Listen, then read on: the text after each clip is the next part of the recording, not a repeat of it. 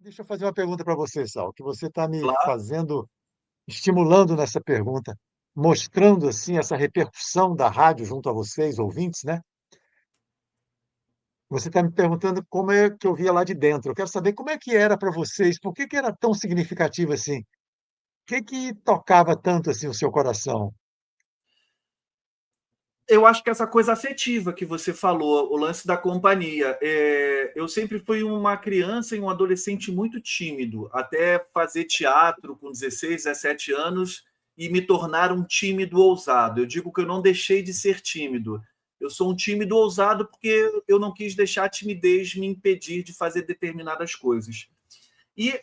A minha pré-adolescência e adolescência no Rio era muito fechado no meu mundo, ouvindo, estudava de manhã, à tarde eu fazia o dever de casa e tudo, e a rádio era a minha companhia a tarde inteira até a hora do Brasil. Eu não brincava, eu não tinha muitos amigos e tudo, então assim, a voz de vocês, sabe? Muitas vezes eu respondia ali como se vocês pudessem me ouvir, entendeu? As músicas que eu era completamente fissurado nas músicas que nos anos 80 fizeram sucesso, né? Eu tenho meu apelido de Sal, meu nome é Ariston. O meu apelido Sal é por conta de um personagem do Evandro da novela Top Model, o Saldanha. Então, assim, a música sempre foi muito, muito presente na minha vida. E vocês, locutores, eram os responsáveis por trazer aquilo para a gente. Depois que a gente conhecia no rádio, que a gente se interessava em ter o disco. E o disco, eu vejo muitos colecionadores reclamarem do preço do vinil, que está superfaturado, e está mesmo. Mas o vinil nunca foi um produto barato. Eu lembro na rua Silvério, em Cascadura, a rua da Igreja Nossa Senhora do Amparo, tinha os garotos e assim, a música nos uniu. Eu comecei a me enturmar mais com a música, com a vontade de escrever, de tocar violão, de ter banda. Então, assim, eu lembro que um garoto da casa da frente comprava o disco do Lulu Santos, eu comprava o disco da Blitz, o outro comprava o disco da Marina, e a gente combinava de ouvir juntos, um na casa do outro. Muitas vezes a gente trocava, ficava uma semana com o disco de tal, depois trocava.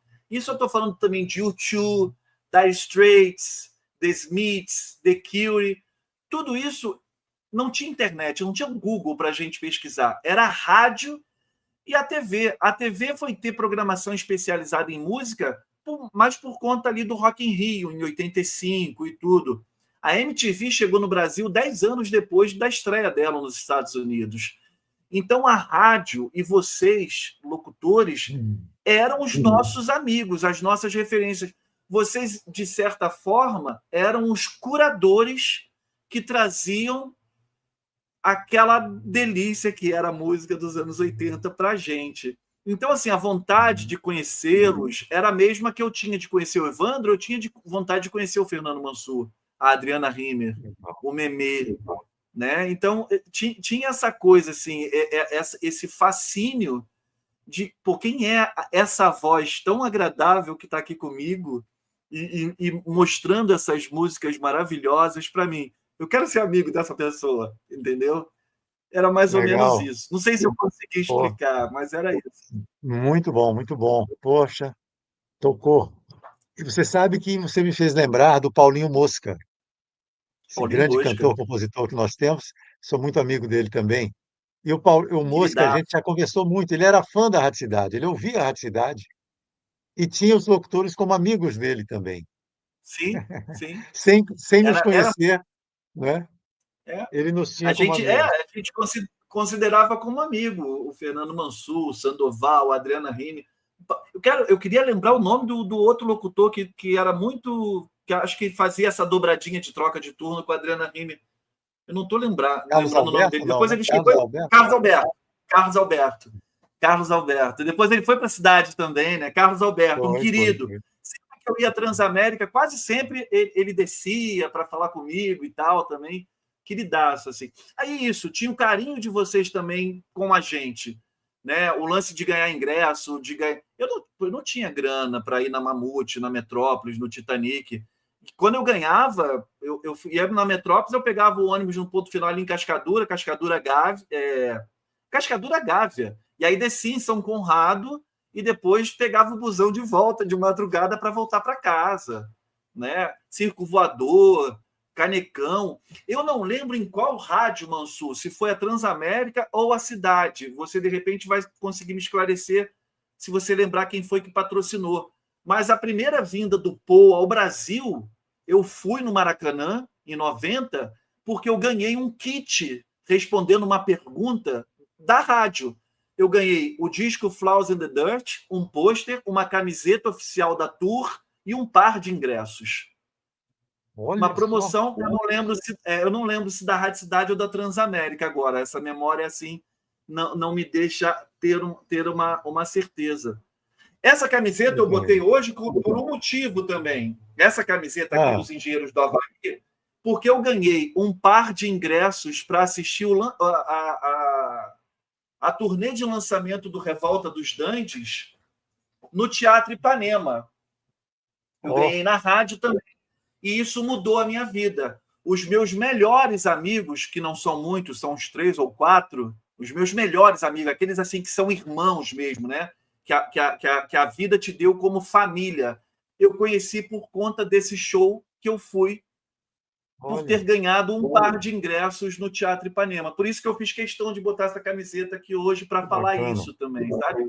Então, a rádio, e vocês, quando eu falo rádio, vocês incluso, obviamente, era muito importante para a gente, sabe? Era uma referência, era tudo isso que eu estou tentando traduzir em palavras, mas é difícil traduzir em palavras o que a gente sentia, né? Sentimentos, assim, às vezes a gente se perde em palavras. Eu sou melhor na palavra escrita do que na palavra falada.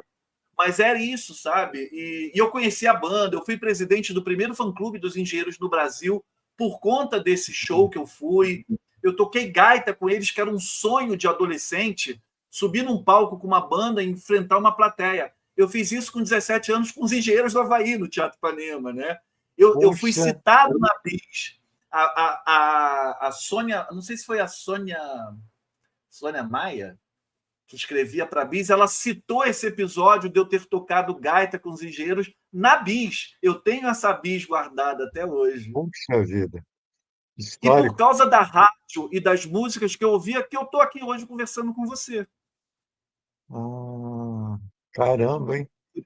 Por isso que eu tenho Pitadas do Sal há 5 anos e tendo o privilégio de conversar com vários dos meus ídolos.